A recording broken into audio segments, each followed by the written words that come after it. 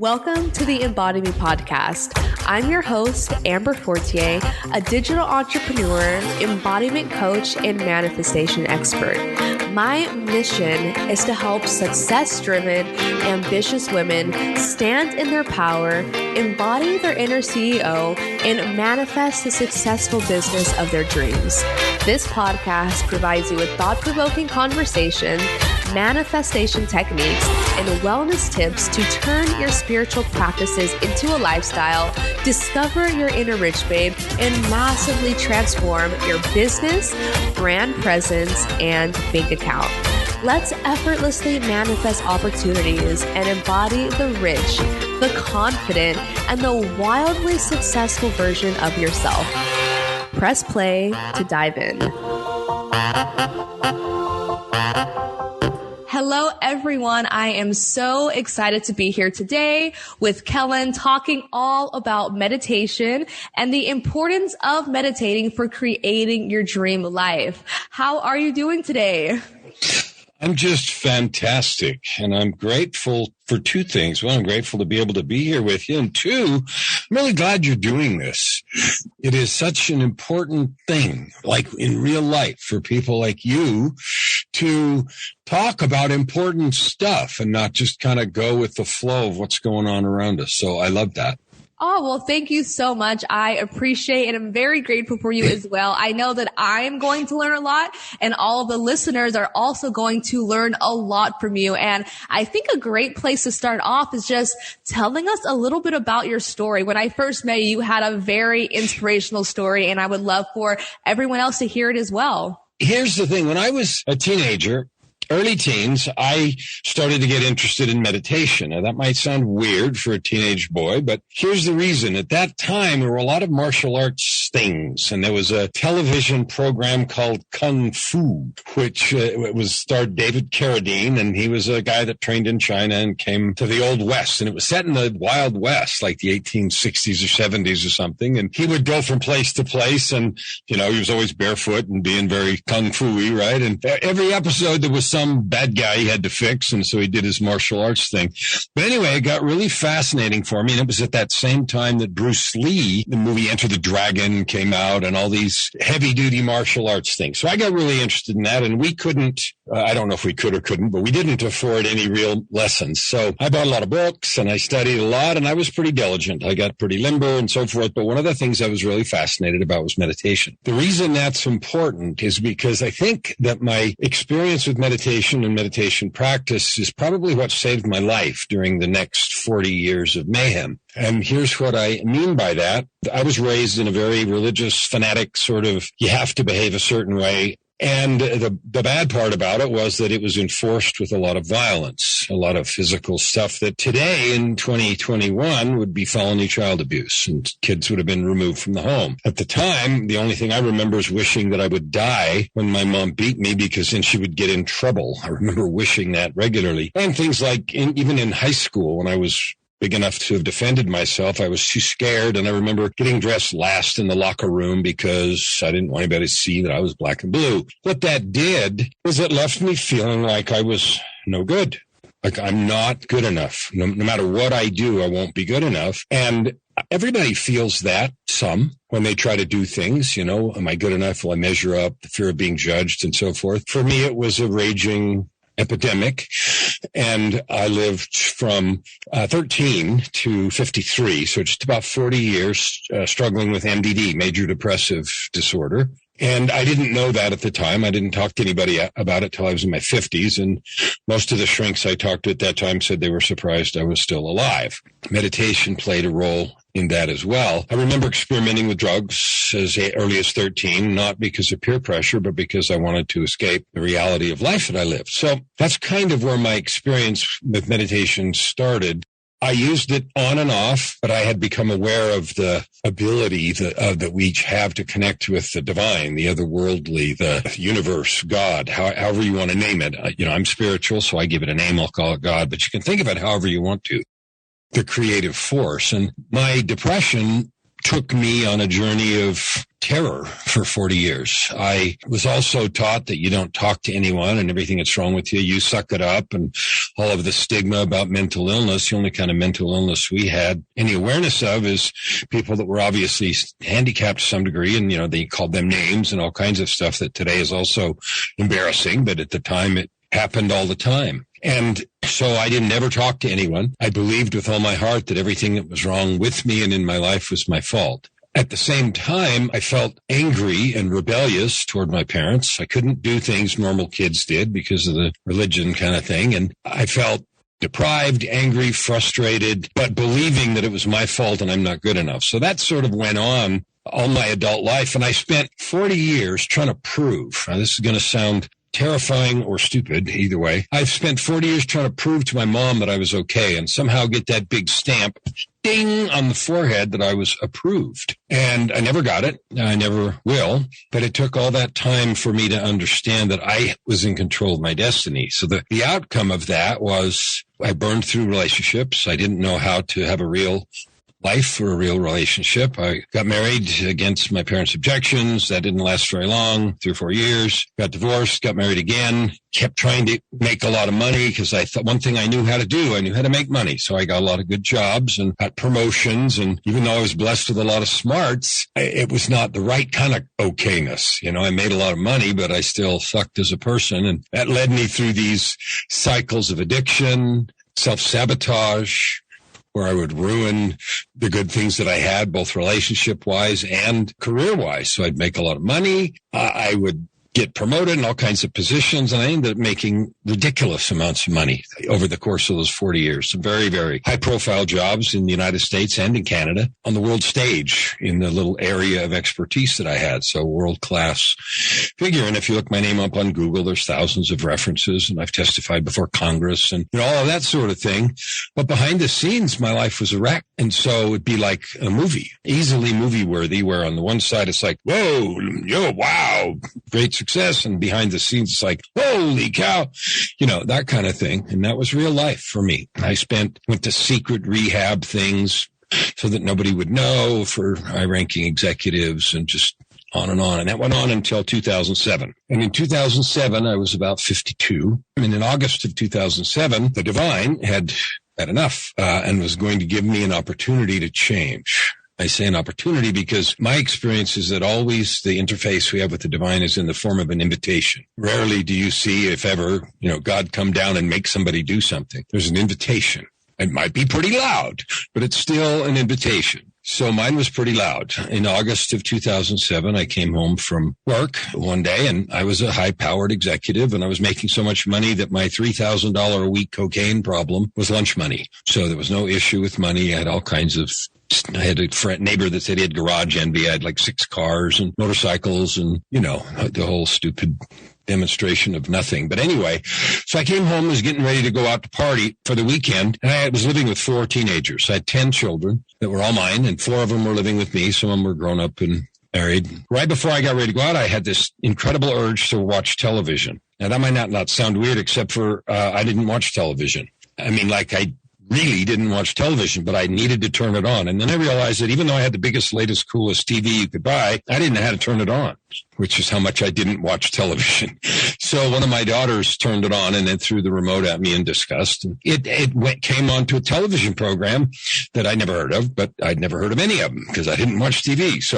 But the program was titled Intervention. Now, Intervention, if you don't know, is a reality TV show. I don't know if it's on now, but it was on for many years, where families who are worried about one of their loved ones in doing some terrible self-destructive stuff call in a professional, and they actually stage a real live intervention, which is where they confront them about their behavior and talk to them about blah, blah, blah, and offer them help, usually rehab or some counseling or some program. Well, I watched about 10 minutes, and the protagonist in this episode was a high-ranking executive with a cocaine problem. So I got mad, and I watched about 10 minutes, and I said, I'm not going to watch this crap. I turned it off and walked around the house, still not going out, even though I was planning on it. And about half an hour or 20 or 30 or 40 minutes later, I felt, just before I went, I felt like I had to turn the TV on again. This time I knew how. So I turned on the TV, and the program that I'd been watching started over right then. in the middle of the hour. And no, I didn't have a recording DVR. I didn't have any of that stuff. And no, it wasn't on the program. And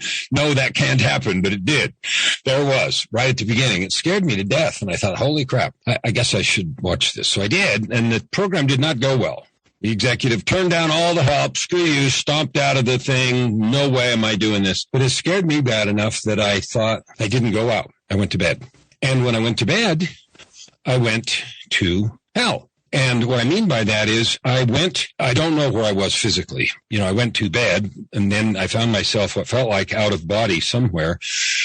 And I say hell because it was the most intense emotional, spiritual suffering I'd ever experienced.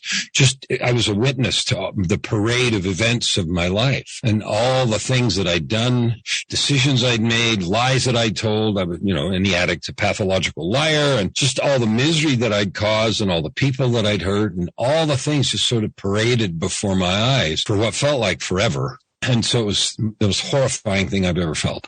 At the end of that time, I heard a voice, and the voice said, "It is enough." Now, the voice wasn't angry or frustrated. It just said, "It is enough." And the scenes disappeared, and I woke up. When I woke up, it was 5 o'clock Saturday afternoon. So I had been wherever I was for about 18 hours. And I recognized that as an invitation to change. So I got up, and I threw away all the stuff that I had, which is probably $1,000 worth of drugs, threw it away, and decided I have to change my life completely. And I didn't know exactly what that meant, but I knew that I had to get out of the industry that I was in. I had to get away from everything that I'd done, and I had to start all over again. That was the first half of the divine intervention. The second half happened 2 weeks later. I hadn't really left the positions yet, even though I knew I needed to. I hadn't really planned about how to do that. So 2 weeks later, I had tickets to a concert. And because of the position I was in, I used to get free stuff, free sporting events, front row seats, box seats for hockey games, because I was in Canada at the time, and football games and everything, like right down front row, floor side, everything. And this was a pair of tickets to see a classical cellist whose name is Yo-Yo Ma. Now, if you like classical music, that'll blow you away. And if you don't, it's just another name, but he's really cool. So I was single again for the third time, and I'm like, I don't want to waste this ticket. So I said to the people I managed, who likes classical music? And a lady in one of the groups said to me, well, I do. And I said, okay, cool. Have I ever given you anything before? And she said, no. I said, okay, here, see you there. So that was it. And we showed up. She came to the concert by herself. So did I. And we were there. And of course, the seats were together because 2 tickets are together. So anyway, we're sitting there halfway through the concert. Now, this is 2 weeks, stone cold sober. I had a feeling come over me that I recognized as very reminiscent of not the bad part, but the feeling I'd had 2 weeks ago when I knew that there was some divine intervention going on. And a voice in my head said, you need to marry this woman. Well, I had a cow in my head, and I argued, and I said, this is not happening. I said, I've screwed that up 3 times. That was the third divorce, and there'd been some other crappy relationships too, but 3 official divorces. I said, I'm not doing this again. I suck at it. I don't know what I'm doing. I'm sure I suck as a partner. It's not happening. So later that night, we were backstage because, of course, they were backstage passes, right? So we're back there meeting everybody and all that jazz, a nice reception. And the voice came back and said, and you need to tell her tonight. And I have 2 cows. I'm like, there is no way. First of all, she'll think I'm crazy. Second of all, I don't know her that well. And third of all, she gets sued me for sexual harassment. I mean, she worked in some of my groups, right? But you don't win those arguments. So I did. And it went about like you would have imagined. Are you crazy? And what are you thinking, etc. Within a couple of weeks, but she didn't freak out and call the cops or do anything like that at work or otherwise. And within a couple of weeks, she'd had her own set of experiences, and she walked away from her work. She had a very good career as a project manager. It was a significant position. It wasn't anywhere near like the executive stuff that I had, but a very good career. And she walked away from it, and we walked off into the sunset. I resigned, she did, and that was 14 years ago. So that was the second half of the divine intervention that saved my soul and set me on the path that I'm on now 14 years ago. That is such an amazing story. And I really want to understand, what was the role of meditation during this time? Were you actively meditating, or was that something that came later? What was your experiences with that? Active role of meditation.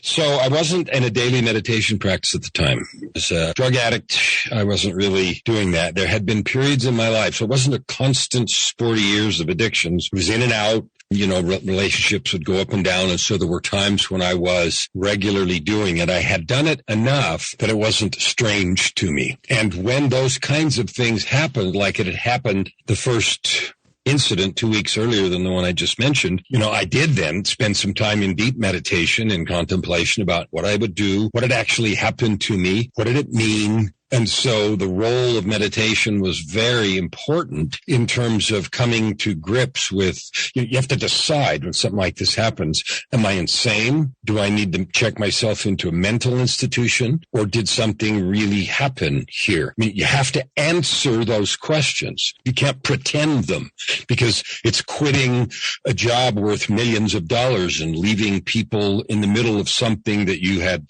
committed to do. It's resigning. It's not like a trivial decision. And then when the second part happened, the idea of just walking off of that kind of thing. I mean, I'd spent 30 years in this career, and I was not on the way out. I was in a very high level position, and I had at least another 10 that I could have spent doing that. And to choose to do that only comes when you spend significant time in quiet reflection, and you simply come to a place where something is what you need to do. You don't have the answers. You don't know what the consequences are.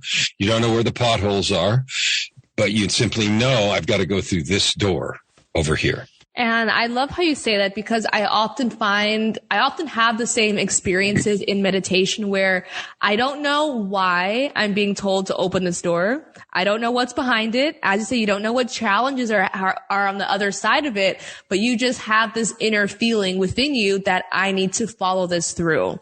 So what happens next? You walk off into the sunset with your new lady. Yeah, well, here's the thing. So I was sober. The depression that had been in me for 40 years, that didn't go away. The reason now, in retrospect, 14 years later, the reason that my partner, Joy, wife, precious angel, came was I was going to need a lot of help dealing with how I got there in the first place. Like, I was still angry. I was cut off from my family, disowned, my family of origin, brothers and sisters and mom and stuff. My father had passed away. I was off the Christmas card list. You know what I mean? Like, seriously. Disinvited to everyone. No one called me. And I believed, and that's not, and I'm not saying boo-hoo, poor me. I'm saying I believed with all my heart that it was because I was bad, and that if I could get my stuff together, maybe I could insinuate myself back into the good graces of people who were really good. It sounds warped to say that now, but that's how it felt at the time, because look, I'm such a screw up. Joy, and of course, my wife's name's Joy. I mean, you can't make this stuff up, right? So, she was instrumental. I mean, she knew, everybody in the office heard the rumors. They knew what was going on. So I've asked her since many times, what in the world made you say okay to such madness when you knew what I was doing, right? And she didn't know, right away that I was going to quit, and we hadn't discussed all of that stuff. So when I finally resigned, she and I talked about living together or whatever, getting married, and I told her all that stuff. But when I actually resigned, I walked into her office and I closed the door, and I looked right at her because, I was a high-ranking dude and I made a lot of money, and I didn't know what she thought was going to happen, and I didn't know what was going to happen. So I walked in, closed the door, and looked at her and said, you may want to rethink this. I just quit, and I have no idea where I'm going or what I'm doing. Straight up. That's just what I said. I just resigned. I have no idea what's going to happen next. And she looked straight at me and she said, I'm in. And that was it. So you can't, like, that kind of thing. What happened next? So she sold her place. She moved to a different city 3 hours away. I had been commuting. I'd lived there. She got to know the kids that were living with me. We decided to start a business. I went back. I reopened the recording studio I'd done. I started doing some music. I was exploring the idea of coaching, because one of the things I was really good at in my executive or consulting career was helping people do things that were considered impossible. Like, I was the consultant that got called when, holy crap, how do we do this? I was that guy. I knew how to do that, kind of. And she was a longtime eBay merchant with antiques and collectibles, and she had run some antique stalls on the side. So she ramped that up, and we just started trying to feel our way forward. After a year, some other circumstances happened, and so we moved from Calgary, Alberta to Phoenix. And we decided we were going to go somewhere else and start over. So we spent a bunch of time there building a coaching business, and she ran some antique stalls. And it's funny because, I was the grunt. I was her packing and shipping guy because I knew how to do that really good. And so she'd go to the auctions and I was the mule to transport the goods. And on the other side of the business, I was the talent, and she helped me build, websites and do all that kind of stuff. So I started writing books, and the first 5 books I wrote were a 5-book series on meditation. Meditation, The Amazing Journey Within, and then Meditation, it's a series. So one of them's about health, healing, and wellness, and one's about personal achievement. One's about learning in the creative process, and one's about spirituality. I felt drawn, because of my history of meditation, to have that be the first things that I did. And so I wrote a 5-volume series about that to launch a coaching practice and to move in that direction. So that's kind of what happened next. Wow, what a transition from where you started versus, this next evolution of, who you are today. I think that's really incredible. When the divine issues an invitation, you never know where it's going. What you do know, and this is what the peace of meditation provides. If you pursue it regularly, you can know that it's the right thing to do. It doesn't mean it won't be without bumps, bruises, and times you say, what was I thinking? But you can get past those if you connect regularly to that place of peace and certainty inside of you that drove you there or invited you there in the first place. So for the people who are listening, don't have a meditation practice, but they want to start to develop this sense of knowingness, and they want to start developing this sense of, I want to say, intuition almost. What kind of advice can you give to them? The first thing that is important, every one of us at different times in our lives have felt the presence of something larger. A larger, you call it God, spirit, the universe, the divine. We've felt that, karma, whatever you want to call it. Sometimes we ignore it, we stomp on it, we yell at it, we call it names, we do whatever, but we've all felt it. Meditation is a choice that you make to do something. Like if I want to get better with my arm strength and I want to learn to do push-ups, I start doing push-ups. Even if I can only start with one, okay, I start doing push-ups. If you want to meditate, you don't meditate to get good at meditation. You meditate to get good at intuition. You meditate to learn to direct your thinking, because most of us live in this frantic thing. In the Oriental philosophy, they call it monkey mind, freaking out with the mind flying all over. Can't quiet. Some clients I've had in my coaching practice, I introduce them to meditation and, I'm too busy. My mind's freaking out. I can't sit still. I've heard all that. Okay. That may be true today. And so we'll start from there. That's 0 push-ups, and that's fine. No drama. Just that's where we're starting. You're starting at 0. So if what most people don't ever realize is you're actually learning a skill, 2 skills when you meditate. The first skill you learn is you're learning how to direct your thinking. And often we don't realize how bad we are at that until something happens and we're frightened and we're overtaken by events and we lose our rationality and our ability. Then we realize how much we don't know how to direct our thinking. So that's the first thing you're learning. You're developing a skill, and the skill is learning to direct your thinking. And the other skill you learn is how to hear and identify intuition, okay? Because mostly it's, I have this feeling, a little thought. That's 0. That's where we start. You can sharpen that until on demand you can quiet your mind and access intuition here, now, in this moment. So if you think, I can learn how to access intuition on demand, and I can learn how to direct my thinking at will, those are 2 pretty cool skills that are worth the effort. It's so important to realize as to that meditation, you're not good or bad at it, but you just have to recognize where you're starting, because I hear this all the time as well. Oh, I can't meditate. It's too hard, or I struggle. I can't shut my mind off. Same as you said, you can't start off doing 100 push-ups if you've never done one before. So you've got to start somewhere. You've got to learn how to train that muscle and strengthen that skill even more. So I love that you said that, and I want to say in black and white, meditation is one of the few things in life where you can't do it wrong. I'll say that again. You simply can't do it wrong. So any amount of time you spent inventing reasons why you're an exception to that and somehow you've done it wrong is a waste of time. You can't do it wrong. The very act of trying means you're doing it right. Period. And all you have to do is sit for a moment. And if your mind goes crazy and you think about the bills you have to pay and the fact that your foot itches and that there's construction outside and what time it is and did I hang the picture straight over there and oh crap, I forgot to call so-and-so, that's fine. Laugh at each one of those interruptions and then come back to whatever you're concentrating on, the breath, a mantra, music, whatever it is. There's 100 ways to do this, but that's all. And then you're winning. And I love that. You just got to start somewhere. So do you have any last tips or any last words of wisdom that you want to share for anyone here who's listening today? I'm sure you have a lot, but yeah, I wrote 5 books.